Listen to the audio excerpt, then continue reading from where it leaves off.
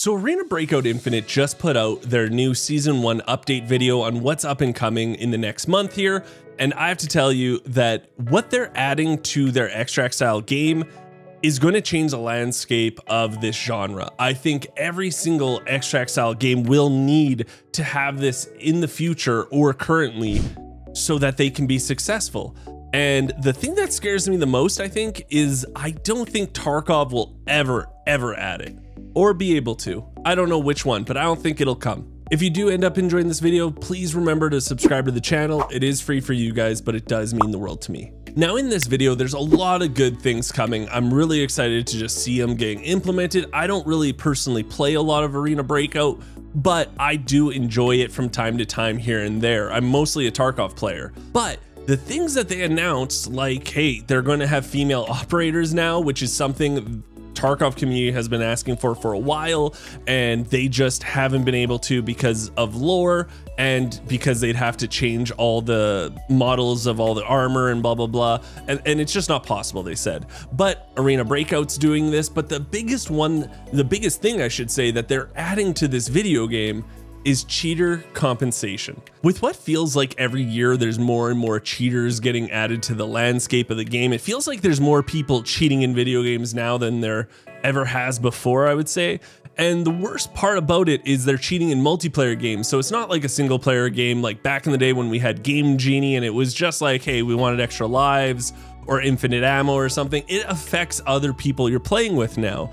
And with this now being a billion-dollar industry, people are getting really frustrated when they're playing their multiplayer games. But I would say there's no genre that is getting affected as much as the extract shooter community. Now you can argue, of course, esports is at the very tippity top of this list because they have real life consequences, meaning they're losing out on money, they're losing maybe positions in your team because you died, but it was too there is, I would say, other genres other than extract shooters that are more important. But when it comes to your average gamer, extract shooters is just up there. It's just the tippy top, because in a normal multiplayer or BR game, you can lose 20-30 minutes of your time. But with extract shooters, you are spending hours upon hours accumulating resources, money, and then you're going out with this big kit. So this took you like a day of grinding to get this one kit. And then guess what? One cheater comes along and wipes you out, and that whole kit's gone, and all that time you spent to farm it is also gone with it.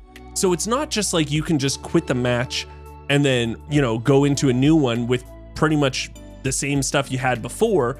This actually has a huge impact on you. Just recently, BSG put out a tweet saying, hey, in Tarkov, we found 28,000 cheaters, we got them banned. And then in this video with Arena Breakout, within the first month of this game being released in early beta or early access or whatever it's in right now, they have caught 70,000. So it's not like it's not plaguing this genre a lot. There's a lot of cheaters out there. And it's probably a reason why the grandfather of this genre, of course, is Tarkov, has done so many things to try to combat cheaters aside from just an anti-cheat, right? So an anti-cheat is, how I picture it always, is like a ship sinking, right? So a ship is sinking, there's a bunch of water getting in, and the anti-cheat's trying to just put its hands everywhere to stop the water coming in. But the problem is, all a cheat engine has to do is find one hole and go through that one, if that makes sense, right? So like, it's very hard for an anti-cheat to close all these gaps for cheaters to come in. So what Tarkov has done is they've done multiple things where it comes from, like, they started found in raid. That was a thing for a long time. They made it so you can only drop certain items in raid. But with all these things that they've changed, it also affects the players that are just playing fairly. So it's a negative impact on the players that are doing nothing wrong. And that's, I think, the issue with all these things is yeah, you're helping out the cheating combat, but you're also hurting your most common player that's just playing for fun, and now you're changing the game for them just because of some cheaters. And you know what? I'd rather have less cheaters, so I understand what they're doing, but ABI is doing the right thing where it doesn't affect the average player.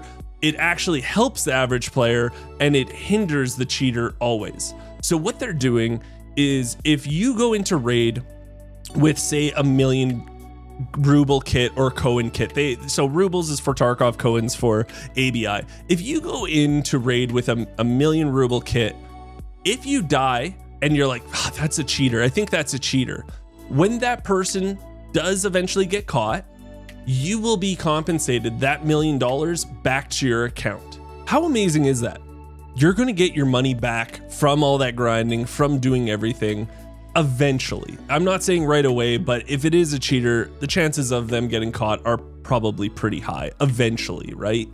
Now, there is a double-edged sword to this where I could understand why maybe a company doesn't want you to have this implemented in this game, or not want you, but want the company to implement this. Because say one day you come in and you're like, holy crap, I just got $30 million back. There must be a lot of cheaters in this game. It does shine a light on like, wow, there's a ton of cheaters, but there's already cheaters in your game, so who cares? It shows that you're doing something for the average player that's playing fairly.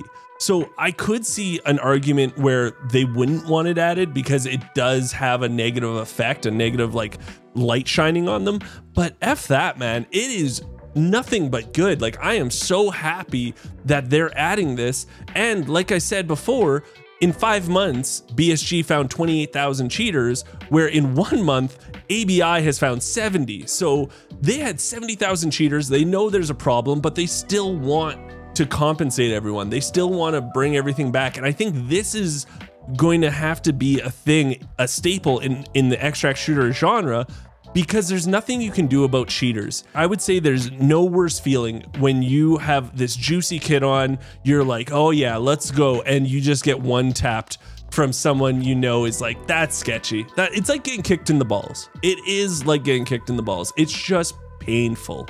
And with ABI being a free-to-play game, of course they're going to have more cheaters. When I was talking about the 28,000 in 5 months to 70,000 in 1 month, I'm not saying ABI has better anti-cheat or anything like that. All I'm stating is the fact that there are a ton of cheaters. Obviously, there's going to be more in a free-to-play game than a game that costs money, but in the end of the day, there's just a crap ton of cheaters in these games. And actually, it's pretty funny because ABI isn't the one to even come up with this idea. If you remember the game Cycle Frontier, they added it eventually to their game, but instead of giving you value back in the form of your main currency, they just gave you back the stuff you were wearing. Now, this was an issue because, you know, you only have so much inventory space. So I do like the fact that they are, you know, giving you currency instead, because you have unlimited room for that. And I remember when this first came out and people were talking about it in the Tarkov community. Like, did you hear what Cycle's doing? They're giving people back stuff when they find the cheater that killed you. Like, every single person I talked to in the Tarkov community, and I mained Tarkov at the time, only had good things to say about this. The streamers, the players, everyone was only like giving them like their rah-rahs. Where when something got added, like you couldn't drop keys for your friends anymore, that was hit or miss. A lot of people were pissed off, a lot of people didn't care, but hey, it, you know, battles the cheaters that drop things for people that, you know, pay. So I guess we'll live with it. It's nothing like that. And you could argue, and I know some of you in the comments down below will already be typing this, but yes, the Cycle Frontier did go under, but this isn't the reason why. Just because a video game goes under or a game's not existent anymore doesn't mean they didn't have good ideas. So let's not just try to point fingers and be like, well, they went under, so obviously it wasn't a good idea, Geekseh. You know, I'm just picturing that person in my head, and their name is Bryce, and I know you're typing that right now, Bryce. I'm just gonna say it. And this is where I'm at with Tarkov, is like, I'm really worried, and it's not because it's not an amazing game. I still have Tarkov in my top 10 favorite games ever. It's so unreal. The problem I have with it is I feel like they've painted themselves into the corner when it comes to a lot of stuff. Like, I'm not a coder, I don't do code or anything, but it just feels like there's a lot of stuff with the code that they currently have that puts limitations on them. Just like the female characters that are being able to be added to ABI. They can do it quite easily, or at least easy enough that it's getting done in the first update, where in Tarkov, they just can't. It's going to take too much time to redo everything. So That's what really worries me, is the limitations they're going to have. Even if it's an amazing idea, I don't think they can implement it themselves. And the thing that bothers me the most is when someone comes into chat and says, hey, should I play Arena Breakout or should I play Tarkov? I've never played an extract shooter before. I always recommend Arena Breakout, not because it's free, but because it's so streamlined and new player friendly. Like, you'll be able to jump into battle and figure out what you're doing and just figure out all the mechanics a lot faster than if you bought Tarkov. It's just not that way with Tarkov.